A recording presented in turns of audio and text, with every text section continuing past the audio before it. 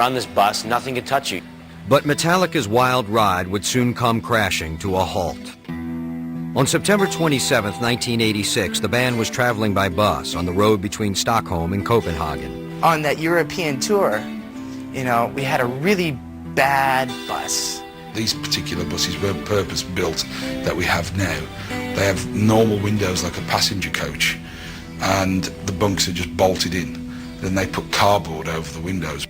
Earlier that night, a friendly dispute between Kirk and Cliff over sleeping arrangements concluded with a draw of cards. The first card that Cliff picked was the ace of spades, and he looked at me and said, "I want your bunk."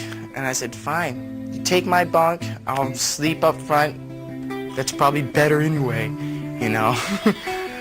Later on that night, at about 5 or 6 in the morning, I heard a skidding, I heard a vibration, and then this motion. I thought we were going off a cliff.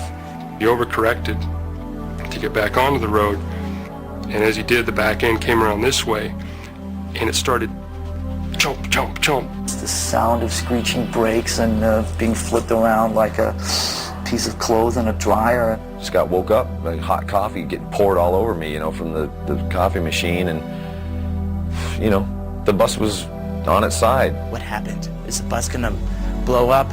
Well, I jumped out of the bus, took off, did the 100-yard dash in about 7 seconds flat. And we're standing out there in our underwear and, you know, 10 below. And I heard everyone screaming except for Cliff. And I thought, oh my God, something's wrong. Seeing the bus driver just, you know, freaking, frantic. And I turned around and I saw Cliff's legs sticking out from underneath the bus. I went to, you know, pull him out, wake him up or whatever. It's like, you know, he's not moving. And the driver walked over and started pulling on the blanket that was underneath the bus next to Cliff. And I said, "What are you doing?" I grabbed him and said, "Don't you take that away from him."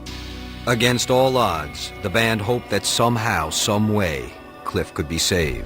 A crane turned up, a big crane with a jib and all that, and they hooked a chain around the bus, and they picked the bus up. There's still people trapped under the bus, but everyone else was okay. I don't know if Cliff was dead at this point or not, because the bus actually slipped back after they picked it up.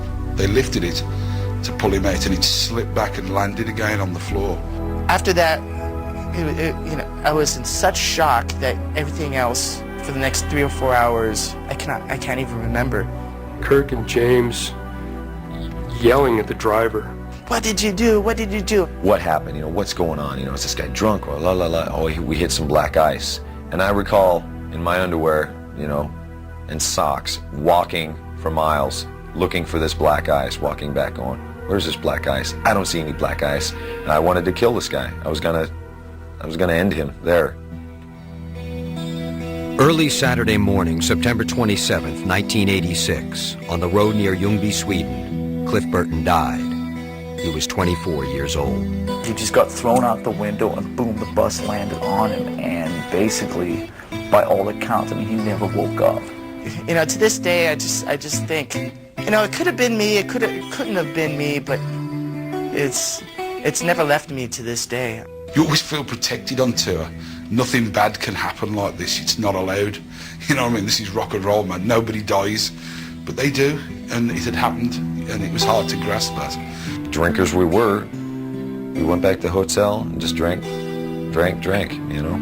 I remember at 4 o'clock in the morning, I could hear James down on the street, drunk, screaming, "Cliff, Cliff, where are you?" And when I heard that, I just broke into tears, you know. Within hours, news of Cliff's death reached Metallica's fans in America. One such fan was Flotsam and Jetsam bassist Jason Newsted. I remember tears hitting the newspaper. Killed in Sweden, Metallica bassist Cliff Burton, 24 years old or whatever, and I'm just lost it. Lars, James, and Kirk returned to San Francisco to attend the funeral of their friend and bandmate. Lars took over from then on, and, you know, in all fairness to Lars, without Lars Ulrich, that band wouldn't be where they are today.